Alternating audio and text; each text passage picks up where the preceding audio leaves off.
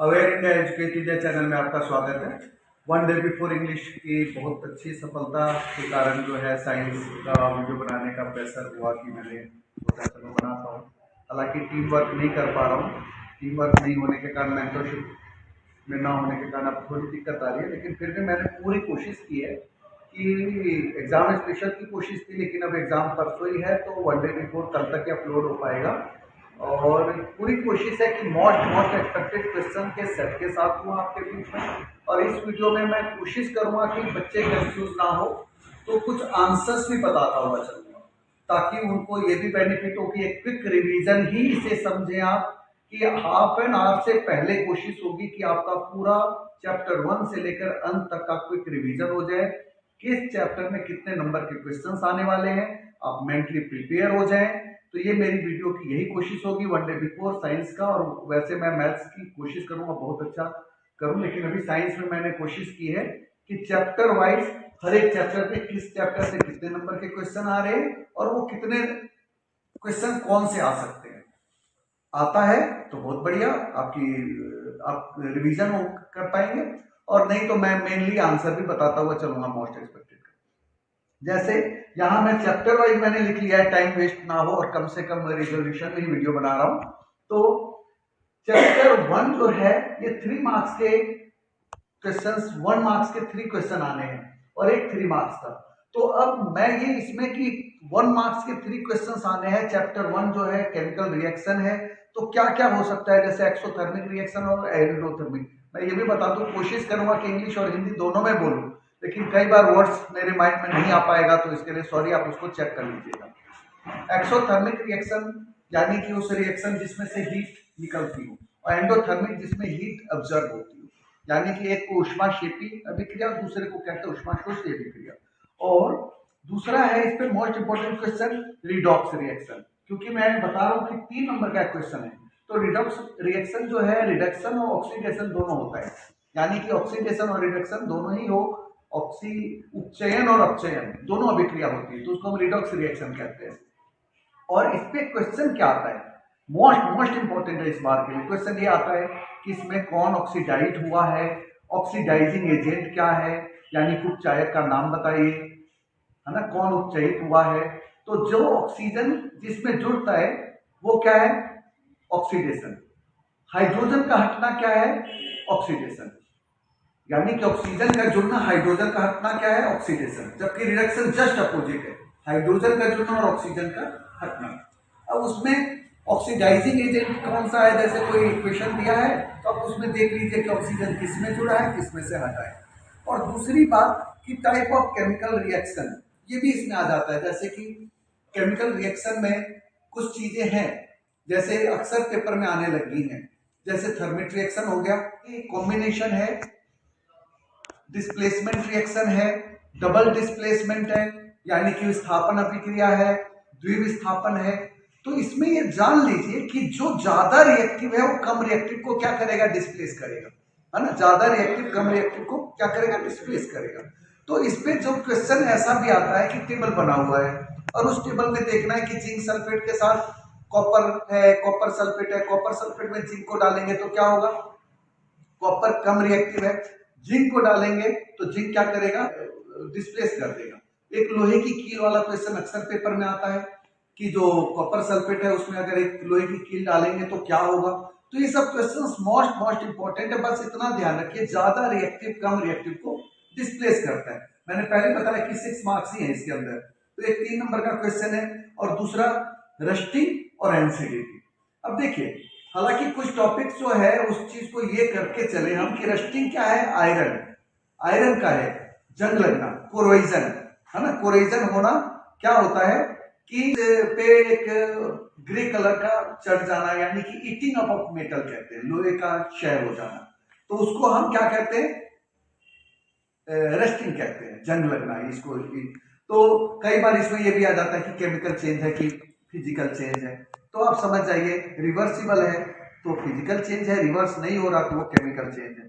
यानी कि इसमें ये ही मोस्ट एक्सपेक्टेड क्वेश्चन है। मैं सपोर्ट मटेरियल को देख रहा हूँ कि एक क्वेश्चन ये भी आता है कि रेस्पिरेशन में एक्सोथर्मिक रिएक्शन क्यों कहते हैं। अब ये ध्यान रखिए, कभी भी कोई कहे कि एक्सोथर्मिक रिएक्शन क्यों कहते हैं तो शॉर्टकट में हम ये बोल सकते हैं हीट उसमें रिलीज होता होगा, है ना। अब जो है कि what happens when quick lime is added to water. Quick lime को पानी में हम जब डालेंगे तो क्या होगा, स्लेक लाइम बनेगा, यानी कि CaOH2, है ना। ये सपोर्ट मटेरियल के कुछ क्वेश्चंस मुझे जो अच्छे लग रहे हैं वो मैं बता रहा हूँ और आंसर भी बता रहा हूँ। इसलिए बता रहा हूँ कि आपको आपका क्विक रिवीजन हो जाए, आप इसको ये ना समझ के चले कि यही आएगा। सिल्वर क्लोराइड टर्न्स ग्रे इन सनलाइट, है ना।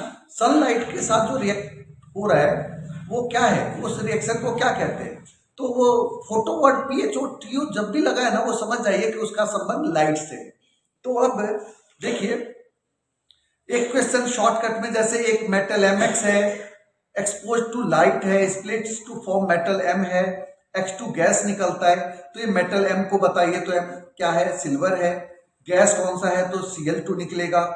आइडेंटिफाई करना है MX को, तो AgCl2 है ना, यानी कि सिल्वर क्लोराइड। तो इस तरह का क्वेश्चन मैं सपोर्ट मटेरियल के बता रहा हूं कि ये जो मोस्ट इंपॉर्टेंट है, पर्सिपिटेट रिएक्शन क्या कहलाता है, पर्सिपिटेट जब बनता है। चैप्टर 2 की बात करूं मैं, तो chapter 2 acid base and salt है। इसमें सबसे पहला मेन क्वेश्चन बनता है एसिड बेस एंड सॉल्ट में एसिड और बेस में क्या डिफरेंस है ना। सिंपल सा क्वेश्चन, क्योंकि इसमें देखिए 3 मार्क्स के आने हैं और मैं इसमें जहां तक समझ पा रहा हूं कि मोस्ट इंपॉर्टेंट केवल फॉर्मूले आप जरूर याद कर लीजिएगा। बेकिंग पाउडर का क्या होता है, स्लेक लाइम का क्या होता है ना। जो दूसरा आपका है वॉशिंग सोडा का क्या होता है। 101% पेपर में आपके ये मिलेगा। आप जितने फॉर्मूले हैं वो इसको लर्न कर लीजिए, है ना। प्लास्टर ऑफ पेरिस का क्या है, ठीक है, ये आप इसको बिल्कुल लर्न करके एग्जाम में जाएंगे, आपको एग्जाम में 101% मिलेगा, क्योंकि 1 मार्क्स के क्वेश्चन आने हैं और 1 मार्क्स के 3 ही क्वेश्चन आने हैं। तो इसलिए हमें इस चीज को समझना है। और दूसरी चीज है पीएच वैल्यू। पीएच वैल्यू क्या है, पीएच का मतलब क्या है, तो जो पावर ऑफ हाइड्रोजन, ठीक है।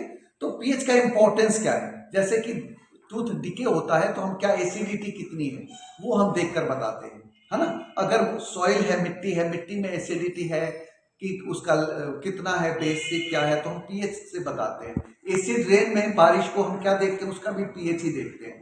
तो ये समझना है कि इसमें एक तो जो एसिड है वो नीले लिटमस को लाल करता है। हिंदी में याद करने का भी तरीका है लाल और अम्ल।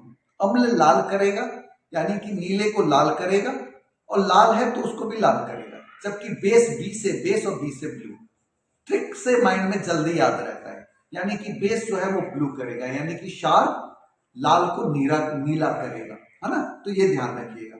इसके बाद पीएच का इंपॉर्टेंस बताएंगे आपको। और दूसरी बात क्या है कि जब भी इस तरह के क्वेश्चन होते हैं तो कई बार आप केवल कॉमन सेंस भी लगाएंगे तो आप आंसर के करीब पहुंच जाएंगे। 1 मार्क्स से क्वेश्चन है तो इसमें यही क्वेश्चन आने हैं। एक तो फॉर्मूला आएगा किसी का, दूसरे क्या करता है, चेंज क्या है, इसमें तीसरा पीएच के ऊपर ये क्वेश्चन आ सकता है। नेक्स्ट चैप्टर बहुत इंपॉर्टेंट है, वो है मेटल नॉन मेटल, और ये 10 मार्क्स का है। इसको आपको समझना है कि 4 मार्क्स की भी एक क्वेश्चन है, एक 3 मार्क्स का है, 2 मार्क्स का भी है और एक 1 मार्क्स का भी है। तो सबसे पहले अगर मैं इसकी कहूं तो इसमें कई चीजें हैं, जैसे थर्मिट रिएक्शन, है ना। जैसे कि आयरन और जो मैंने कहा था ना कि एल्यूमिनियम के साथ जब हम उसको गर्म करके और जो रेल की पटरियों को जोड़ने के लिए करते हैं तो हीट यूज, थर्मल का मतलब ही हीट से है। दूसरा है एम्फोटेरिक ऑक्साइड, क्या है, उभयधर्मी ऑक्साइड कहते हैं इसको। उभयधर्मी ऑक्साइड कौन से होते हैं, उभयधर्मी वो ऑक्साइड होते हैं जो एसिड और बेस दोनों के लक्षण रखते हैं। अब है इसके बाद कोरोजन, है ना, जिसको मैंने पहले ही बता दिया था। कोरोजन यानी कि eating up of metal, rusting of iron, जो है जंग लगना। इससे बचने का उपाय क्या है, गैल्वेनाइजेशन, जिंक लगाना, एलॉय बना देना। एक मोस्ट इंपॉर्टेंट क्वेश्चन और है एलॉय पे कि स्टील में कौन कौन से मेटल से मिलकर बना है, जैसे कार्बन है, जिंक है। तो इस तरीके से आपको समझना है। इसके बाद जो है इलेक्ट्रोलाइटिक रिफाइनिंग, और ये क्या है, जैसे इलेक्ट्रिसिटी के हेल्प से जो हम रिफाइन कर रहे हैं, है ना, जैसे कॉपर को हम करते हैं।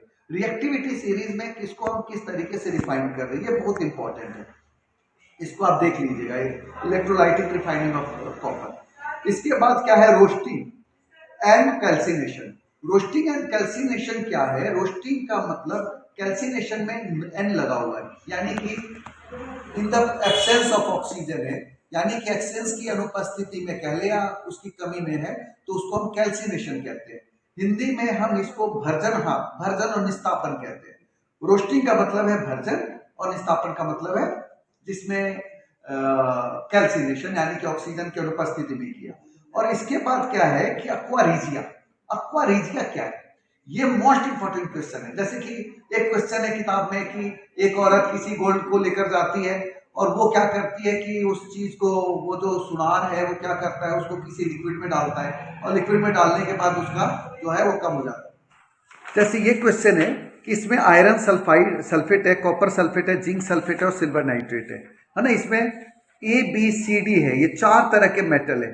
तो कौन सा मेटल कब डिस्प्लेस करेगा? तो ये ध्यान रखिए कि जैसे ए है और ये बी है, बी जो है डिस्प्लेस किसको कर रहा है? आयरन को कर रहा है ना। और जबकि कॉपर में कोई रिएक्शन नहीं हो रहा, यानी कि जो बी है वो निश्चित तौर पे आयरन से ज्यादा रिएक्टिव है। तो कौन सा मेटल होगा? ये बी, जिंक होगा। ए कौन होगा? Fe होगा, यानी कि जो आयरन होगा। और सी क्या होगा? इसमें Ag होगा, है ना। और डी जो है, सी जो है नहीं, सी कॉपर होगा और डी जो है Ag होगा। तो इस तरीके से इसमें ये क्वेश्चन आता है कि इसको आप डिक्रीजिंग ऑर्डर में बताइए कि रिएक्टिव सीरीज में कौन कौन सा क्या है। ये मोस्ट इंपॉर्टेंट क्वेश्चन है, ये केस स्टडी के लिए भी इंपॉर्टेंट है। अब मैं बात करूं कि इस तरीके से ये ध्यान रखें कि जो रिएक्टिव सीरीज में ज्यादा रिएक्टिव है वो कम रिएक्टिव को डिस्प्लेस करता है। तो ऐसे में ये भी पूछा जा सकता है कि मेटल के नाम बताइए, या MgO है, मैग्नीशियम ऑक्साइड है, वो अगर किसी से रिएक्ट करेगा तो क्या होगा? अगर मैग्नीशियम ऑक्साइड को उससे ज्यादा रिएक्टिव से हम लगा देंगे तो उसका ऑक्साइड बन जाएगा, मैग्नीशियम बाहर आ जाएगा। तो इस तरीके से हमें समझना है। कॉपर ऑक्साइड है, उसमें मैग्नीशियम जाएगा तो मैग्नीशियम ऑक्साइड बन जाएगा, कॉपर डिस्प्लेस हो जाएगा। तो ये चीजें हैं।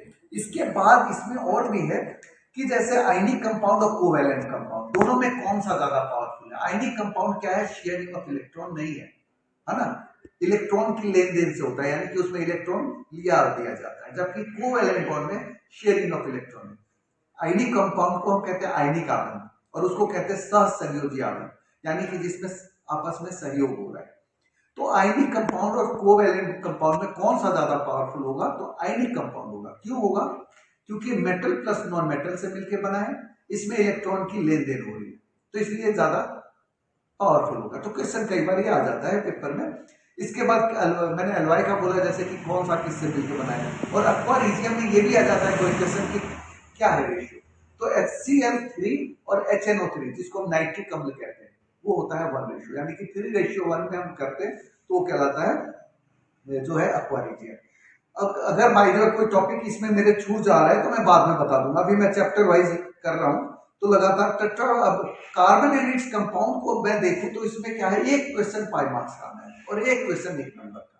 अब दिक्कत तो यह है कि एक 5 मार्क्स का आना है, कई बार आपस में इंटरचेंज भी हो जाता है, यानी कि मेटल का जो नॉन मेटल में 5 मार्क्स हो गया, यहाँ 4 मार्क्स हो गए। लेकिन फिर भी मैं 5 मार्क्स के अकॉर्डिंग बता रहा हूँ कि 5 मार्क्स में अगर कार्बन एंड इट्स कंपाउंड का क्वेश्चन आएगा तो कैसा आ सकता है? वो इस तरीके का आ सकता है जिसके अंदर एक क्वेश्चन दिया हुआ है और उसके कई पार्ट्स बना दिए गए, है ना। जैसे मान लेते हैं अल्कोहल वाली बात करूं मैं, या हमारे जो सीरीज है, एक तो सिंपल क्वेश्चन 1 नंबर के लिए बता रहा हूं कि सिंपलेस्ट हाइड्रोकार्बन क्या है, तो मीथेन है ना। कार्बन की टेट्रावैलेंसी क्या है, क्यों है, मतलब वर्सेटाइल नेचर क्यों है कार्बन का? क्योंकि कार्बन की वैलेंसी 4 है ना। कार्बन जो है बहुत इजीली बॉन्ड बनाता है। कार्बन क्या करता है? सीरीज बनाता है। कार्बन क्या करता है? गुण जो है चेन रिएक्शन भी करता है, चेन रिएक्शन के साथ साइक्लिक रिएक्शन भी करता है। तो ये सब कार्बन के गुण हैं और हाइड्रोजन के साथ मिलकर हाइड्रोकार्बन बनाता है। तो ये बहुत सारे गुण हैं कार्बन के। तो 1 मार्क्स के लिए ये सब चीजें मोस्ट इंपॉर्टेंट है। और 5 मार्क्स की मैं बात करूं तो उसमें जो है एस्टरिफिकेशन भी बहुत इंपॉर्टेंट है, एस्टर का बनना, है ना। और देखिए, सबसे पहले अगर मैं बात करूं कि कार्बन में सपोनिफिकेशन है या सॉप वगैरह है, ये सब कोई खास मुझे नहीं लग रहा, लेकिन फिर भी आप जैसे कार्बन एंड इट्स कंपाउंड के जो जितने भी बने हुए हैं कार्बन के जो सीरीज वगैरह, उस पर क्वेश्चन को आप कर सकते हैं। वैलेंसी 4 है, यानी कि 6 एटॉमिक नंबर है, वैलेंसी 4 है। और इसके अंदर जैसे कि मैंने बताया कि सिंपलेस्ट हाइड्रोकार्बन मीथेन है। इसके बाद जैसे कि ग्रुप्स हैं, कार्बन का जो है homologous series, isomerism of carbon, है ना, आइसोमरिज्म यानी कि समावयवता, ठीक है, जैसे कि आइसोपेंटेन और नॉर्मल पेंटेन, है ना, जिसका स्ट्रक्चर अलग अलग होता है, केमिकल फॉर्मूला सेम होता है, तो वो सब चीजें हैं। इसके बाद जैसे कि एडिशन रिएक्शन है जिसमें ऐड हो रहे हैं, सब्स्टिट्यूशन रिएक्शन है ना, जिसमें सब्स्टिट्यूट कर रहा है एक दूसरे को, है ना। इसमें जैसे कुछ चीजें हैं जो कि थोड़ी बहुत अब जो मैंने बताया आपको। अब एक हाँ कि कार्बन के जो जैसे डायमंड और ग्रेफाइट में डिफरेंस, मोस्ट इंपॉर्टेंट क्वेश्चन। बात तो यह है कि अब एक नंबर का क्वेश्चन आ रहा है तो डायमंड जो है वो 8 के उस पे जाता है, जबकि ग्रेफाइट क्या है वो 6 के उस पे बॉन्डिंग में जुड़ा होता है, इसलिए वो सॉफ्ट होता है, वो गुड कंडक्टर होता है ग्रेफाइट, जबकि डायमंड बैड कंडक्टर होता है। इसके बाद सोप एंड डिटर्जेंट हो गया, इसमें कुछ नहीं। अब देखिए कि जो भी क्वेश्चन है होमोलोगस सीरीज क्या है, CH2 का डिफरेंस होता है, यानी कि सब, है ना। अब इस चैप्टर में कहा ना 5 मार्क्स के क्वेश्चन है, तो मोस्ट प्रोबेबली मुझे लगता है कि ऐसा क्वेश्चन आना चाहिए जैसे हाइड्रोजनेशन, क्या हाइड्रोजन हम ऐड करते हैं इंडस्ट्री में, सब्स्टिट्यूशन रिएक्शन का ये दिया हुआ है इंपॉर्टेंट। ये भी मैंने सपोर्टिंग मटेरियल जो है उसके अंदर का बता रहा हूँ कि इथेनॉल है या किसी की प्रॉपर्टी क्या है एथेनोइक एसिड और इथेनॉल में। एक इसका मोस्ट इंपॉर्टेंट क्वेश्चन यहाँ लग रहा है, और एस्टिफिकेशन तो बता ही दिया मैंने कि एस्टर का बन जाना, है ना। और ये जो C2H5ONA सोडियम के साथ जो ये मिल जाता है एथोनेट कहलाता है ना, C2H5ON। ये देखिए नाम जो करना ना, एल्केन, एल्कीन और एल्काइन, है ना। तो ये सब कुछ इंपॉर्टेंट टॉपिक्स है जिसको हमें करना है इसमें। इसका जो ये क्वेश्चन जो है कि एक न्यूट्रल ऑर्गेनिक कंपाउंड है, X है, मोलिकुलर फार्मूला C2H6O है, और वो पोटेशियम परमैंगनेट से रिएक्ट करके कंपाउंड बना रहा है भाई। तो ये सब मोस्ट एक्सपेक्टेड क्वेश्चन है, 5 मार्क्स के क्वेश्चन है ये, तो ये आपके उसमें है, तो इसको एक बार जरूर देख लीजिएगा। अब नेक्स्ट चैप्टर है लाइफ प्रोसेस, है ना, बायो का। ये लाइफ प्रोसेस में 9 मार्क्स हमारे, 2 क्वेश्चन तो 1 मार्क्स के हैं, एक क्वेश्चन हमारा 2 मार्क्स, 2 क्वेश्चन 2 मार्क्स के हैं, और एक क्वेश्चन 3 मार्क्स का है, यानी कि बहुत इंपॉर्टेंट चैप्टर है। इसमें जैसे ऑटोट्रॉफ्स है, और एक चीज मैं बताना भूल गया कि केमिस्ट्री का एक केमिस्ट्री स्पेशल भी वीडियो है, बहुत इंपॉर्टेंट है उसमें, लेकिन चैप्टर 1 टू चैप्टर 5 है। चैप्टर 5 डिलीटेड है, आप उसको छोड़कर उसको कर सकते हैं कि टोटल जो पीरियोडिक टेबल वाले चैप्टर को हटाकर 1 to 4 पूरा का पूरा केमिस्ट्री स्पेशल, है ना। अब जो है next chapter life process. Life process में ऑटोट्रॉफ्स और ऑटोट्रॉफिक न्यूट्रिएंट क्या है, हेटरोट्रॉफिक न्यूट्रिशन क्या है, टाइप में पैरासाइट्स क्या है, और वो दूसरे इसमें भी आ जाते हैं। मान लेते हैं कि माइक्रो ऑर्गेनिज्म नहीं हो तो पूरी क्या होती, डेस्ट्रॉयर बन जाती, है ना। तो उसका जो होलोजोइक न्यूट्रिशन कहते हैं। इसके बाद हमारे पास है आर्टरीज एंड वेन्स में डिफरेंस, धमनी व शिरा में अंतर, है ना। इसके बाद ब्लड का भी है, और ह्यूमन हार्ट का जो है वो भी है। ह्यूमन हार्ट का भी ऑलरेडी 2 मिनट में वीडियो बना रखा है कि किस तरीके से ह्यूमन हार्ट फंक्शनिंग कर रहा है, उसके रिलेटेड सभी क्वेश्चंस हैं। डबल सर्कुलेशन ऑफ ब्लड भी है, उससे ज्यादा बढ़िया आपको 2 मिनट में इतनी सारी जानकारी उस वीडियो में मिल जाएगी, तो आप वो देख सकते हैं। ब्लड क्लॉट का भी है ना, कि ब्लड क्लॉट होता है यानी कि खून का थक्का बनना। अब ये मोस्ट इंपॉर्टेंट क्वेश्चंस है।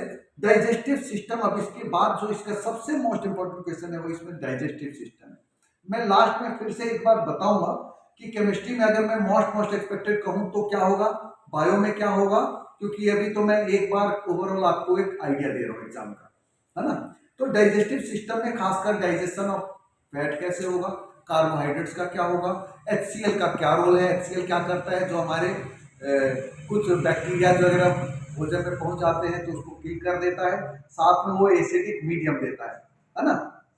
उसके बाद एरोबिक एनारोबिक न्यूट्रिशन, यानी कि ऑक्सीश्वसन और अनऑक्सीश्वसन में अंतर, यानी कि in the presence of oxygen, in absence of, in lack of oxygen. तो तीनों को आप देख लीजिएगा, किताब में डायग्राम बना हुआ है।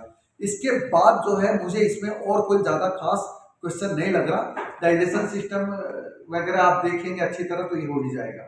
इसके बाद चैप्टर है कंट्रोल एंड कोऑर्डिनेशन।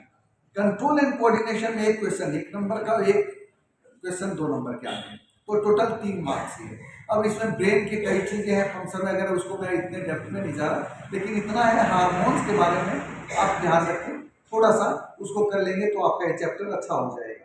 इसके अंदर जो है हार्मोनल सिस्टम को भी आपको देखना है, थोड़ा बहुत और करना है। अब इसके बाद हाउ डू ऑर्गेनिज्म रिप्रोड्यूस, ये बहुत इंपॉर्टेंट चैप्टर है, चैप्टर 8 है ये, जनन।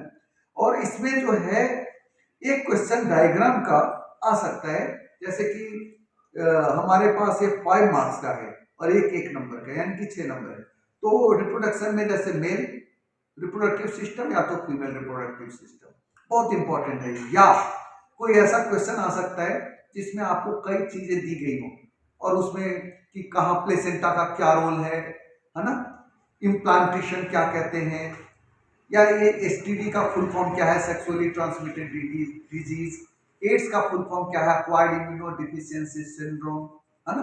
तो इस तरीके से आईयूसीडी का,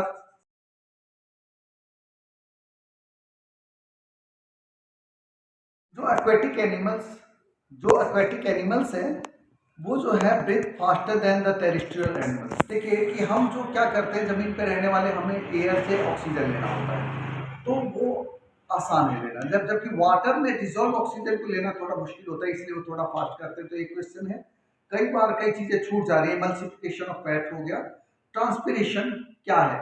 अब देखिए ऑस्मोसिस और जो है जिसको हम कहते हैं परासरण और डिफ्यूजन, है ना, जो हमारे हार्ट में होता है, लंग्स में क्या होता है, exchange of gases, high concentration to low concentration होता है, तो इसको हम क्या कहते हैं, डिफ्यूजन कहते हैं गैस का। जबकि वाटर और लिक्विड का होता है, उसको हम क्या कहते हैं, ऑस्मोसिस, परासरण, प से पानी, प से परासरण, याद करने के कुछ ना कुछ ट्रिक्स होते हैं।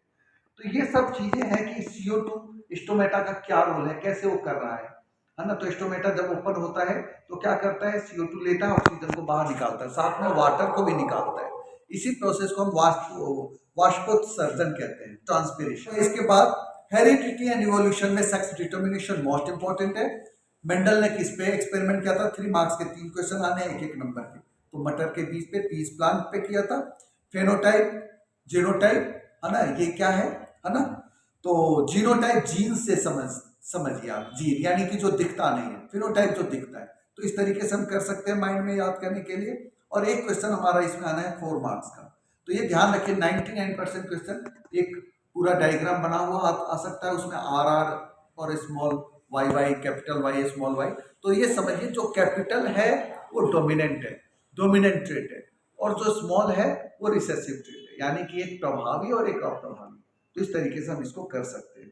अब इसके बाद नेक्स्ट चैप्टर हमारा है लाइट, है ना। इस लाइट के अंदर देखिए एक क्वेश्चन आना है 3 मार्क्स का, 2 क्वेश्चन आने हैं 3 मार्क्स के, और एक क्वेश्चन आना है 4 मार्क्स का। 99% एक न्यूमेरिकल आ सकता है।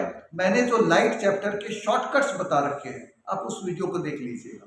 101% पेपर आपको न्यूमेरिकल करना आपको आ जाएगा, अगर नहीं आता होगा तब भी आ जाएगा। बहुत ही शॉर्टकट है।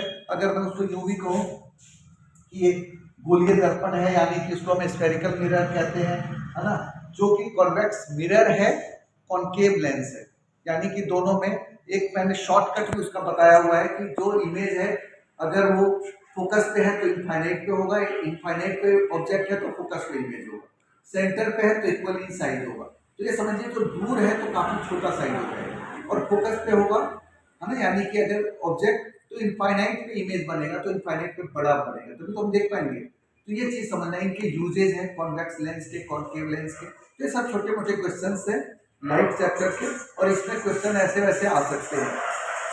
इसके बाद आपको ये भी है क्वेश्चन 4 मार्क्स का, एक क्वेश्चन की जैसे मैंने बताया कि इस तरीके का कोई न्यूमेरिकल हो, और उसके ऊपर या तो ये भी हो सकता है, इसके यूजेज बता दीजिए, इसके ये बता दीजिए। साथ में अगर मैं लाइट की बात करूं तो केस स्टडी होने के बहुत ज़्यादा चांसेस है।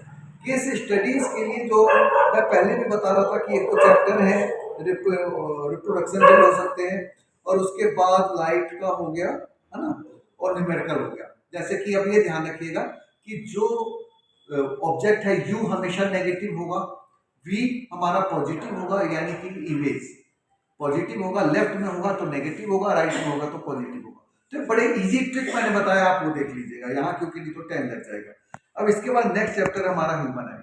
ह्यूमन आई में कुछ खास नहीं करना है आपको बहुत ज्यादा, क्योंकि एक क्वेश्चन 2 मार्क्स का है, और एक लाइट चैप्टर में जैसे लिटरल इन्वर्जन भी है, है ना। क्या है कि लेफ्ट का राइट दिखना, राइट का लेफ्ट, इसको हम हिंदी में कहते हैं पार्श्व परिवर्तन। हाँ, पार्श्व परिवर्तन यानी कि लेफ्ट जो है वो राइट नजर आता है, राइट लेफ्ट नजर आता है। तो इमेज वगैरह का क्वेश्चन है। साथ में एक चीज और भी बता देता हूं मैं कि जो रिफ्लेक्शन है इसमें ये केवल याद रखेंगे कि ऐसे ये यू और फिर ऐसे, यानी कि जाना यू था, ये इधर हो गया, और यहाँ जाना यू था, फिर ये इधर हो गया। यानी कि अगर डेंसर मीडियम है और रेयर है तो याद रखिए रेयर से डेंस में आएगा तो नॉर्मल की तरफ जाएगा, यानी कि इसको अभिलंब कहते हैं नॉर्मल, तो नॉर्मल की तरफ आएगा।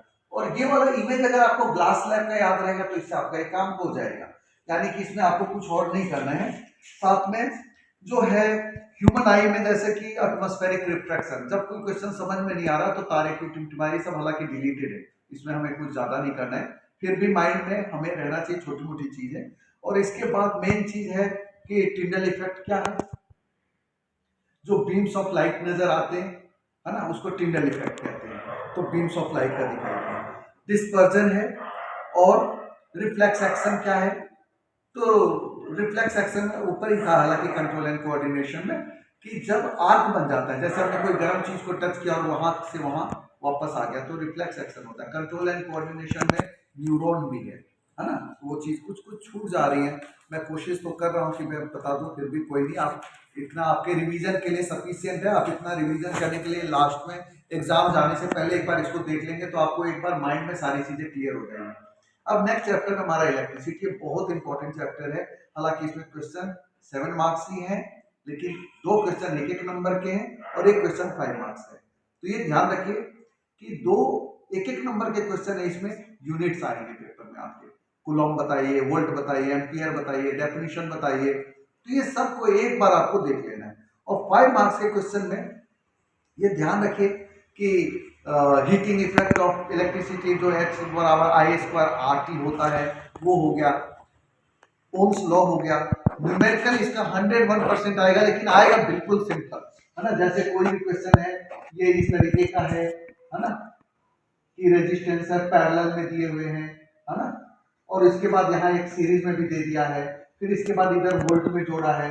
यहाँ ध्यान रखिए कि ammeter and volt meter, 1-1 number के क्वेश्चन ये भी आ सकता है कि किसको हम सीरीज में जोड़ते हैं और किसको पैरेलल जोड़ते हैं। तो V जो है हमेशा पैरेलल जोड़ा जाता है और जो A है अमीटर वाला वो सीरीज में जोड़ा जाता है, यानी कि इसमें मिस्टेक्स भी, यानी कि फिगर बना हुआ है और उसके पास 5 क्वेश्चन दे रखे हैं, कहने के लिए 5 मार्क्स है, लेकिन 5 अलग अलग क्वेश्चन दे रखे हैं, आपको उसी में कोई 2 मार्क्स का भी हो सकता है, 2-1-1। तो ये करके आप इसको कर लीजिएगा। थोड़ा सा चैप्टर रेजिस्टिविटी पे भी, प्रतिरोधकता, है ना, उसको इफेक्ट करने वाले कौन सी चीज, लेकिन मोस्ट एक्सपेक्टेड क्या है, न्यूमेरिकल है इसका, ठीक है, और दूसरे यूनिट्स वगैरह है। मैग्नेटिक इफेक्ट क्या है, इसके अंदर मैं ये बताऊं कि जो इलेक्ट्रोमैग्नेटिक इंडक्शन, ठीक है, ये मोस्ट इंपॉर्टेंट हो गया, चुंबकीय जो है वो, और एमआरआई के यूजेज हो गए। मैग्नेटिक फील्ड, मैग्नेटिक फील्ड क्या है, जो पोल पे, जैसे मैग्नेट है तो पोल पे ज्यादा होता है और यहाँ कम होता है, ठीक है, और ये आपस में इंटरसेक्ट नहीं करते, इसके गुण हैं। इसके बाद Fleming's rule, left hand rule, अब देखिए एक है Maxwell right hand thumb rule, अगर ये डायरेक्शन करंट का ये है तो जो इलेक्ट्रिसिटी का वो होगा, मैग्नेटिक इफेक्ट होगा वो इस फिंगर्स के डायरेक्शन में होगा, इसको राइट हैंड थंब रूल कहते हैं। और फ्लेमिंग लेफ्ट हैंड रूल और राइट हैंड रूल है, उसमें ये हम समझ में रखिए कि हम जब इसको सी से करंट सेंटर फिंगर, 4 फिंगर, ये उंगली दिखा रहे हैं 4 फिंगर, और ये थंब यानी कि एम से मोशन, यानी कि गति, विद्युत धारा, और ये है मैग्नेटिक फील्ड यानी कि चुंबकीय गुण। तो फ्लेमिंग लेफ्ट हैंड रूल क्या कहता है कि अगर तीनों को आपस में परपेंडिकुलर रखे, लंबवत रखे, तो उसमें अगर करंट की दिशा ये है ना, मध्यमा यानी कि सेंटर फिंगर, और 4 फिंगर की दिशा क्या है, मैग्नेटिक फील्ड, तो मोशन अंगूठे की दिशा में होगी। ये ध्यान रखिए कि लेफ्ट हैंड में कहता है ये मोशन इस दिशा में होगी, और राइट हैंड कहता है मोशन इस दिशा में है तो करंट की दिशा ये वाली होगी, बस यही अंतर है, दोनों सेम टू सेम है। इसके बाद इसमें मोटर वगैरह का कुछ खास आपको करने की जरूरत नहीं है। सोलेनॉइड बहुत इंपॉर्टेंट और वो एग्जाम में आएगा आपके। सोलेनॉइड इलेक्ट्रोमैग्नेट, इलेक्ट्रिसिटी की हेल्प से जो मैग्नेट बना रहे हैं वो ज्यादा पावरफुल होता है, जबकि परमानेंट मैग्नेट कम पावरफुल होता है। और इसको आप कर लीजिएगा शॉर्ट सर्किट और ओवरलोडिंग। जैसे कार तार आपस में जब शॉर्ट सर्किट हो जाते हैं तो आग लग जाती है, पावर सेफ्टी के लिए हम क्या कर रहे हैं, ओवरलोडिंग क्या है। इसके बाद आवर एनवायरमेंट, 14 चैप्टर हमारा डिलीटेड है, नेक्स्ट चैप्टर हमारा है आवर एनवायरमेंट। इसमें क्या है कि एक क्वेश्चन 2 मार्क्स का, एक 3 मार्क्स का, तो बहुत सारे क्वेश्चन इसमें बनते हैं, लेकिन है चैप्टर बहुत ही, जैसे फूड चेन, फूड वेब में डिफरेंस है ना, ओजोन लेयर हो गया आपका, डिकम्पोजर्स का क्या रोल, अगर डिकम्पोजर्स यानी कि नहीं होंगे, जो बैक्टीरिया वगैरह जो खा जाते हैं कीड़ों को, पत्ते जो हमारे गिरते हैं सूख जाते हैं, क्यों, क्योंकि डिकम्पोजर्स की वजह से। बायोडिग्रेडेबल, नॉन बायोडिग्रेडेबल, जैव अजैव घटक, है ना, जो चीज बायोडिग्रेडेबल है उसका यूज, अब इसमें केस स्टडीज भी दो, ऐसे नहीं आएगा, 3 नंबर का है, कुछ खास नहीं आना, है ना। इसके बाद बायोटिक, अबायोटिक, जैव अजैव हो गया ये आपका। इसके बाद इकोसिस्टम, 4R क्या है, रिड्यूस करना, रियूज करना, रिसाइकल करना, तो ये सब चीजों को आपको इसको करना है। एक क्वेश्चन इस पे बहुत इंपॉर्टेंट है, बायोलॉजिकल मैग्निफिकेशन, जो पानी के अंदर कई ऐसी चीजों की क्वांटिटी बढ़ती जा रही है, प्लांट्स वगैरह की, तो इससे पौधों को ऑक्सीजन ले लेते हैं पौधे, तो इससे क्या है, जो उसमें रहने वाले फिशेज वगैरह हैं या सी एनिमल्स हैं, उनके लिए ऑक्सीजन की कमी हो जाती है ना, तो बायोलॉजिकल मैग्निफिकेशन कहलाता है, ठीक है, यानी कि उसमें जैव आवर्धन, यानी कि उसकी संख्या वहां पे बढ़ जाती है। और बाकी देखिए, अब मैं फिर से एक बार मोस्ट एक्सपेक्टेड आपको बता रहा हूँ, जो ये तो मैंने अभी बताया, ओवरऑल एक आइडिया दिया है जो कि मोस्ट एक्सपेक्टेड था, लेकिन अब उसमें भी मोस्ट एक्सपेक्टेड मैं चैप्टर वाइज बताऊं, केमिकल रिएक्शंस में चैप्टर 1 में एक्सोथर्मिक, एंडोथर्मिक, रिडॉक्स रिएक्शन, ठीक है, rusting of iron, acid base में पीएच की वैल्यू हो गई, और एक आपके सभी सॉल्ट्स के केमिकल फार्मूला हो गए। मेटल नॉन मेटल में जो है अलोट्रोप्स हो गए, थर्मिक रिएक्शन एम्फोटेरिक ऑक्साइड हो गया, और कोरेजन हो गया, ठीक है। इसमें मेन जो है यही ज्यादा इंपॉर्टेंट है, कार्बन का टेट्रावैलेंसी ज्यादा इंपॉर्टेंट है, एस्टरिफिकेशन इंपॉर्टेंट है। इसके बाद जो कार्बन में क्वेश्चन लॉन्ग ऐसा ही आएगा, जिसमें आपको जो है एटॉमिक एसिड है, ये इससे एक क्वेश्चन कार्बन का था, वो मुझे अभी मिल नहीं रहा, उसमें वो सपोर्ट मटेरियल के अंदर है, वो कि C2H6O बनता है, तो वो क्या होगा, है ना, वो मिलेगा तो आप देख लीजिएगा। हाँ, ये रहा कि ये neutral organic compound supporting material, page number 69 पे है इंग्लिश में, कि न्यूट्रल ऑर्गेनिक कंपाउंड X है, मॉलिक्यूलर फार्मूला C2H6O है, और ऑक्सीडेशन होता है अल्कलीन पोटेशियम परमैंगनेट से, gives compound Y, compound X and Y react on warming in presence of concentrated sulphuric acid to produce a sweet smelling substance, है ना। तो sweet smelling जब भी आ जाए तो समझ चाहिए वो एस्टर ही बना है ना। अब इसके बाद देखिए, लाइफ प्रोसेस का मैंने बताया, human heart, autotrophs, double circulation of blood, arteries, veins में डिफरेंस। इसके बाद कंट्रोल एंड कोऑर्डिनेशन में जो न्यूरॉन है, नर्वस सिस्टम, एक एक नंबर के 1-2 क्वेश्चन आने, एक उसमें आना है। इसमें देखिए कि कोई न्यूरॉन बना हुआ है और उसके बारे में कि इसके ये बताओ, डायग्राम मेरी अच्छी नहीं है, अगर हेरिडिटी है, इवोल्यूशन में कोई खास नहीं, सेक्स डिटर्मिनेशन हो गया, है ना, एक्स और वाई का, और दूसरा जो है आपका हो गया मेंडल का एक्सपेरिमेंट, ठीक है, इससे ज्यादा इसमें भी कुछ नहीं है। लाइट का मैंने बताया आपको कि लाइट में एक न्यूमेरिकल एफ का, यू का, ठीक है, और दूसरा मैंने जो बताया कि केस स्टडी इसमें आएगा, है ना, लिटरल इन्वर्जन बता दिया ये लेफ्ट एंड राइट का। ह्यूमन आई का कोई खास नहीं है, एक क्वेश्चन 2 नंबर का ही आना है केवल, तो उसमें आपको कोई समझ में ना आए तो देख लीजिएगा, आपको मैग्नेटिक ये हो या जो है मायोपिया हाइपरमेट्रोपिया में कौन सा लेंस का इस्तेमाल करेगा वो, है ना, तो जो मायोपिया है या हाइपरमेट्रोपिया है तो क्या करेगा। इलेक्ट्रोलाइटिक में, इलेक्ट्रिसिटी में बिल्कुल 101% यूनिट्स ही आने हैं, ठीक है, और एक क्वेश्चन न्यूमेरिकल आएगा, 5 मार्क्स का आएगा। मैग्नेटिक इफेक्ट में मैग्नेटिक फील्ड हो गया, फ्लेमिंग रूल हो गया, सोलेनॉइड मोस्ट इंपॉर्टेंट है, 101% पेपर में आएगा। इसके बाद आपका एनवायरनमेंट का बता ही दिया है, बायोटिक, डिकम्पोजर्स, बायोडिग्रेडेबल, ये सब, और उम्मीद है आपका पेपर बहुत अच्छा होगा। ऑल द बेस्ट मेरी तरफ से आप सभी को।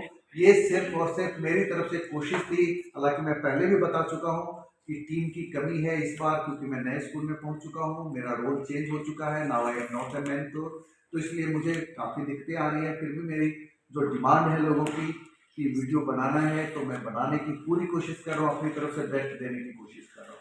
कोई कमी हो तो आप उसको इग्नोर करेंगे, आपसे ऐसी उम्मीदें हैं। और मैथमेटिक्स का वीडियो बहुत अच्छा आपको ज़रूर दूंगा, ये मेरा प्रॉमिस है। साइंस में बाकी भगवान के ऊपर है, मैंने अपनी तरफ से तो आपको दिया है मोस्ट इम्पोर्टेंट, और उम्मीद है आप इसको बच्चों तक पहुंचाने की पूरी कोशिश करेंगे। क्विक रिवीजन के तौर पे इसको लेंगे और अपनी तैयारी अच्छा करेंगे, मेंटली स्ट्रांग होकर पेपर में बैठेंगे, कॉन्फिडेंस के साथ जाएंगे, ताकि आपका पेपर बहुत अच्छा हो। आपको बेस्ट विशेष, क्योंकि स्कूल में इस बार टीचर अब आपके पास आने वाले नहीं हैं, क्योंकि नया सर्कुलर आ चुका है। तो आपको सभी टीचर्स की तरफ से, मैं अपनी तरफ से भी बेस्ट विशेष अभी से दे रहा हूँ। आप आराम से पेपर को बढ़िया करेंगे, शुरुआत से ही अपने कॉन्फिडेंस के साथ करेंगे। अवेयर इंडिया एजुकेट इंडिया की तरफ से all the best to all of you, thank you.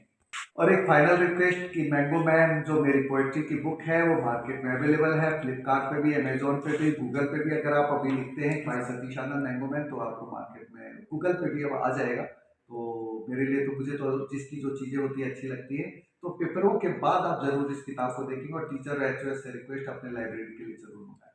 Thank you all of you, all the best.